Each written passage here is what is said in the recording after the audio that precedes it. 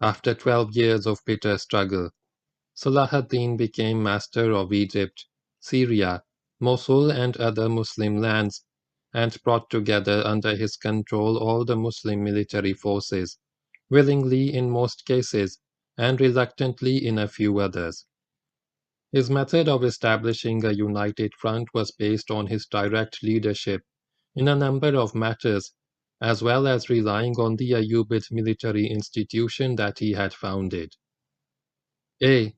He used to issue decrees granting security to all those who had surrendered without fighting, on condition that the troops would be won at times of mobilization against the external enemy, as happened in Hassan Kaf, for example.